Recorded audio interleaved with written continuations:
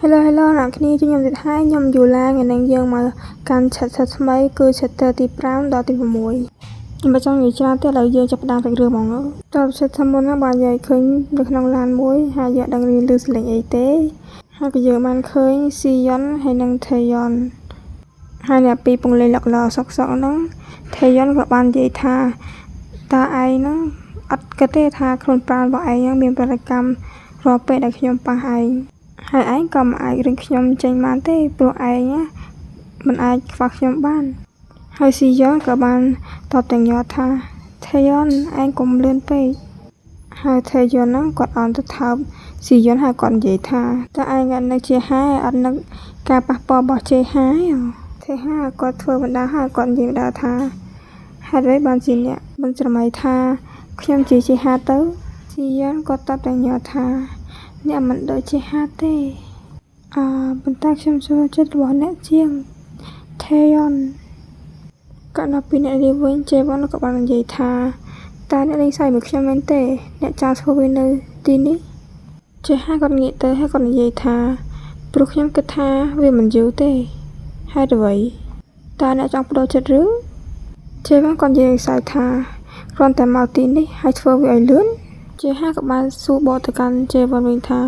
តើអ្នកមិនដែលធ្វើញឹកញាប់ទេនៅយូយ៉កខ្លួនប្រាណរបស់ខ្ញុំមិនដែលប៉ះពាល់75ឆ្នាំហើយ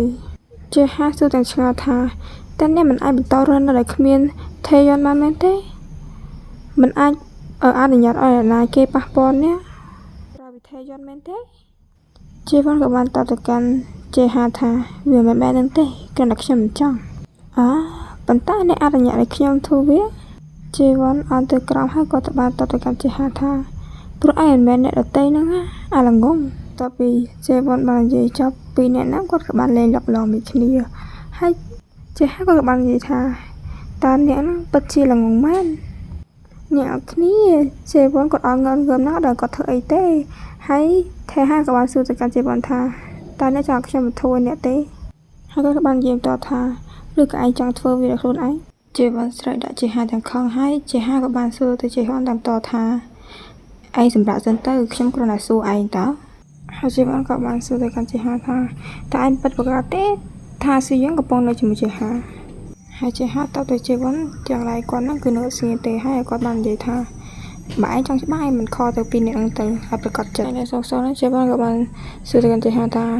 វាគេនៅល្អអញ្ចឹងឲ្យទៅស្អែកមកយើងមកហើយជេហាក៏ឆ្ងល់ហើយគាត់និយាយថាចេះហេយើងគ្រាន់តែនិយាយចំអកឯងតើជេវ៉ុនគាត់និយាយតាមទេសាប់ពីដៃជេហាគាត់បាននិយាយថា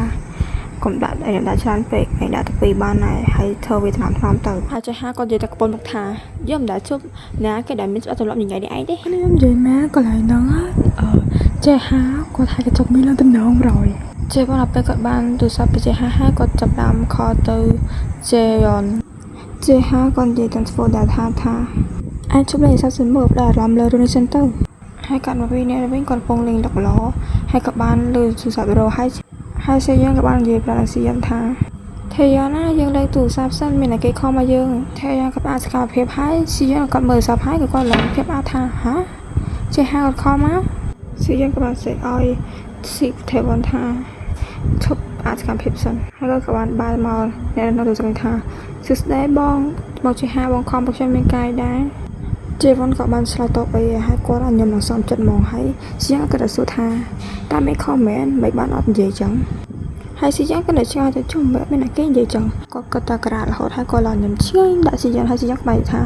ខ្ញុំប្រាប់ឯងហើយថានៅស្ងៀមហើយថេយ៉ុនក៏ឆ្លើយយ៉ាងសាយថាខ្ញុំយល់ហើយអូខេហើយពេលពីហ្នឹងគាត់និយាយគ្នាមិនលើដល់ជេវ៉ុនហើយជេវ៉ុនក៏ឡើងខឹងហើយជេហាក៏និយាយថាជេវ៉ុនមានគឺផ្ដោតរឿងទូរស័ព្ទចឹងឈប់ដកសាប់ទុកទៀតហើយគាត់និយាយហ្នឹងទាំងលើថេយ៉ុនឡើងមកទំហឹងមកឡើងដល់ធ្លាក់ទូរស័ព្ទពីដៃហើយជេហាគាត់និយាយទាំងសិនដល់ជេវ៉ុនថាជេវ៉ុនណាយើងក៏តែស្រាប់ស្រាយចឹងសោះហើយពេលហ្នឹងបើនិយាយទេទៅខ្វល់ចិត្តខាងទេណាចិត្តខាងនេះឡើងខឹងណាមកហត់ថោបថេយ៉ុនឡើងពេញហឹងក៏មកដល់ខុនដូជេហាវិញដល់ថានឹងពីម្ដងតាំងពីពេលណាទេហើយយើងក៏បានឃើញថាជេវ៉ុនហ្នឹងគាត់ងើបទាំងឈឺទាំងអីហ្មងហើយឆ្ងល់ថាជុំមកដល់ពីកាគាត់និយាយតាមមុខបដាចាប់ដល់ហើយគាត់និយាយថានេះលេងអញខ្លាំងហ្មងប៉ុន្តែគាត់ក៏និយាយសារសេហាតិចដែរថាគាត់ក៏មានរូបយមយ៉ាងដែរជេវ៉ុនគាត់និយាយហើយគាត់ដើរទៅមុខហើយក៏ឃើញ ចេះហាគាត់ពងហាប់ប្រានហើយឡង so hot ហើយគាត់ក៏បាននិយាយទៅថាហេតុអីមិនហាត់នៅកន្លែងជីមទៅហើយចេះហាគាត់តបតាមគាត់ហាប់ដែរហើយនិយាយថាខ្ញុំជាកន្លែងមនុស្សច្រើនហើយក្រោយពីនេះទេខ្ញុំក៏បញ្ញាទៅធ្វើការនៅពេលឥឡូវនេះដែរជីវ័នគាត់អន់សួរដល់ឆ្ងល់ទៀតជុំហើយអ្វីឯងមិនធ្វើការឡើងខ្លួនបងឯងក្រីក្រមែនឬចេះហាគាត់តបថាហេតុអ្វីឬក៏អាចចង់ឲ្យលឿនចាញ់ជីវ័នក៏បានតបទៅចេះហាហើយគាត់ក៏បានអង្គុយលើចេះហាគាត់បាននិយាយថាបើសិនជាអាចខ្ញុំអាចធ្វើជា Sugar Daddy ឯងបានតោះប៉ុន្តែខែបងប្រុសឯងជាអ្នកមានឯងជួបគ្នាមួយគាត់មែនជីវ័នក៏បានសំទោសថាខែទៅសម្បត្តិមកបាយមានឯងឬក៏ឯងត្រូវបានមិនដេញចេញពីផ្ទះចេះហាគាត់ទៅខាងគាត់និយាយថាខ្ញុំមិនក្រទេហើយឯងកណាចុះជីវ័នក៏បាននិយាយថាយើងចង់ហាត់ប្រាណដែរចុះយើងពងហាត់ប្រាណតែយើងពងហាត់លើឯងនេះជីវ័នក៏អង្គុយលើជាហាត់សកសណាក៏កលឺសលេងរត់ទៅសោះហើយក៏ដើរទៅយកឈិតថាយើងត្រូវចាត់តំណែងអ្នកគ្នាតែអ្នកគ្នាសេរីហងដែលមានសលេងរខានខ្លះៗអញ្ចឹងអ្នកគ្នាបានជួបគ្នានៅឈិតទៅក្រោយ